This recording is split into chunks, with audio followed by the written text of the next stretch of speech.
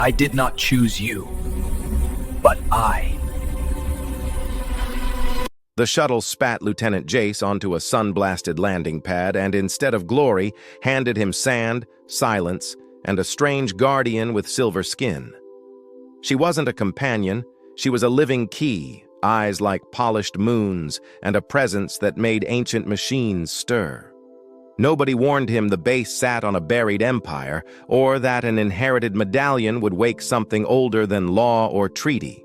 What happens when a human is chosen by ruins and an alien girl is ordered to keep him alive? If you love tense HFY moments and slow-burn reveals, hit like and subscribe. It helps me bring more human legend sci-fi your way. Drop a comment. Would you trust an alien stranger with your life? Share the video if this hook grabbed you. The dropship hit the sand like a thrown stone. Dust exploded outward, coating the armored windows in a thin, golden haze. Lieutenant Jace exhaled, finally free from the recycled air and polite indifference of command transport pilots. This was supposed to be a quiet assignment. Planetary survey, low action, low risk. But the moment he stepped out, the silence felt ringer. Base Delta wasn't much. A handful of domes, a tall comm spike, and a shadow that stretched longer than the sun should allow. And waiting by the landing beacon was her, silver skin, eyes like mercury, no helmet, no armor, just calm. "I am Tyrann of Vayar," she said softly. "Your assigned liaison." He blinked. "They assigned me you?" Her gaze didn't waver. "Regulations demand a bonded interpreter for human personnel working near the ruins." Ruins. That word sank deep, heavier than it should have. The same ruins his briefing barely mentioned. As the wind hissed between dunes, a low vibration trembled through his boots. Somewhere underground, something enormous shifted, as if waking up. Jace didn't know it yet, but his liaison wasn't sent to help him. She was sent to watch what he would awaken.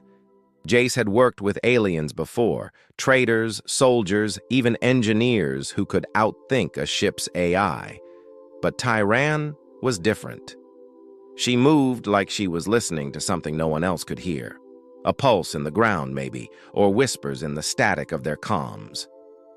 Their first week was an uneasy dance of habits and half-translations. He cracked jokes to cut the tension. She just tilted her head, studying him like he was the strange one. The sandstorm hit on day 3, Jace ran toward the antenna tower to secure the lines. He didn't notice the storm front surge until it was too late. The sand carried static, raw and biting. A flash, a shout, and then a silver arm grabbed his vest, dragging him behind the fuel tanks. "Human reflexes are reckless," she murmured. "Yeah, and alien timing's too slow," he coughed back. But their laughter, awkward, surprised, cut through the storm. Later, while checking sensors, Jace caught Tyrann staring at his medallion, a dull bronze coin he'd worn since childhood. "Where did you get that?" she asked, voice low. He shrugged. "Family heirloom. Why?" Tyrann's expression darkened. "Because that symbol shouldn't exist anymore." At 300 hours, the alarm screamed. Jace jolted awake, pulling on his boots as the comm crackled. Motion detected near the dig site, deep under the dunes. Tyrann was already armed, her silver eyes burning faint light in the dark. "The ruins are shifting," she said. "That is not possible without a signal." They rode the crawler into the night. The sand glowed faintly blue where old metal touched the surface, like veins of some buried machine. Tyrann scanned the ground, then froze. "The resonance is human-coded." Jace frowned. "Impossible. We only started digging 2 weeks ago." "Not your code," she whispered. "You." Before he could ask, the crawler trembled. The earth cracked open, a tunnel of light, deep and blinding. He stumbled, falling forward, and his medallion tore free, slamming against the air like it struck a magnetic field. The ruins responded. Every buried panel lit up in a slow, waking heartbeat. Symbols burned across the sand. And for one breathless second, the planet itself seemed to exhale. Tyrann stared at him, horrified. "You've activated the Shard of Kaith." Jace's hand trembled. "I didn't even touch anything." She looked at the glowing sand. "No, it touched you." The next day, the base went on lockdown. Drones circled the dig site, scanners hummed, and every scientist with clearance was called in to study the anomaly. But Tyrann stayed close, too close, watching Jace like he was a weapon that hadn't decided what to aim at yet. Inside the ruins, the walls were alive. Symbols pulsed faintly, reacting to his presence. When he placed his hand near one of the glowing panels, it lit brighter, and a voice, ancient and calm, spoke inside his skull. "Bearer of the Covenant, the cycle resumes." He staggered back. Tyrann caught him, eyes wide. "You heard it, didn't you?" Jace nodded, throat dry. "What cycle?" Her gaze softened, heavy with old grief. "The Vayari built these places to guard the Shard, a power meant to bond with one who could bridge flesh and machine. But it was never meant for humans. Yet it chose me," he whispered. Tyrann looked at the medallion glinting on his chest. "That's no heirloom. It's a seal, a remnant of the first experiment.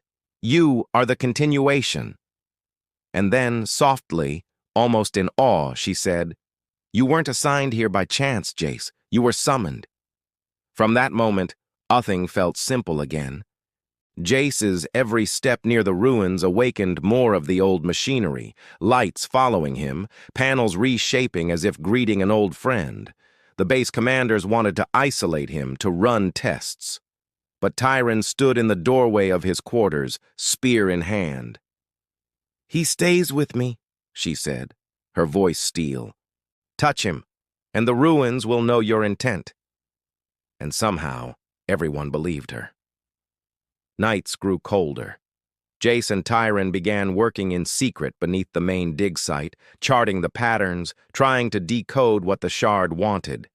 He'd never seen her this focused, or this afraid. When the symbols finally formed a complete circuit, the chamber came alive. Crystalline tendrils extended toward them, weaving patterns of light around their hands. Tyrann's breath caught. "It's bonding us," she whispered. "Meaning?" "Meaning, it sees us as one unit. Guardian and Catalyst." Jace chuckled nervously. "Guess that makes us partners, then?" But when the light dimmed, Tyrann's voice trembled. "No, Jace, it makes us responsible for whatever wakes next." And somewhere deep below, the Shard pulsed again, like something immense was listening. By dawn, Base Delta wasn't a research site anymore. It was a battlefield of decisions. Command ships hovered above the dunes waiting for orders. Every faction wanted the Shard. Scientists for study, generals for war, politicians for leverage. By dawn, Base Delta wasn't a research site anymore. It was a battlefield of decisions. Command ships hovered above the dunes, waiting for orders. Every faction wanted the Shard. Scientists for study, generals for war, politicians for leverage. But inside the ruins, the glow shifted again. Softer this time, almost. Watchful. Jace stood before it, his hand brushing the medallion. "If I let them take this," he murmured, "they'll turn it into a weapon." Tyrann stepped beside him. "Then make it yours before they can." The Shard's light answered, spiraling up, coiling through their bond like living fire. Symbols rose from the floor, spinning faster until they fused into a single line of text. "New mandate confirmed, human Vayari custodianship." The ruins sealed themselves, locking the doors, cutting command out entirely. Jace turned to her, half stunned, half smiling. "I think we just inherited a planet." Tyrann's expression softened, equal parts fear and pride. "No, Lieutenant. You just became the voice of something older than both our species." Above them, The desert wind carried a hum, the sound of sleeping engines beneath the world stirring again. And for the first time in centuries, the shard whispered, "Humanity has returned." But inside the ruins, the glow shifted again, softer this time, almost watchful. Jace stood before it, his hand brushing the medallion. "If I let them take this," he murmured, "they'll turn it into a weapon." Tyrann stepped beside him. "Then make it yours before they can." He Shard's light answered, spiraling up, coiling through their bond like living fire. Symbols rose from the floor, spinning faster until they fused into a single line of text. New mandate confirmed human Vayari custodianship. The ruins sealed themselves, locking the doors, cutting command out entirely. Jace turned to her, half stunned, half smiling. "I think we just inherited a planet." Tyrann's expression softened. Equal parts fear and pride. "No, Lieutenant. You just became the voice of something older than both our species." Above them, the desert wind carried a hum, the sound of sleeping engines beneath the world stirring again. And for the first time in centuries, the shard whispered, "Humanity has returned."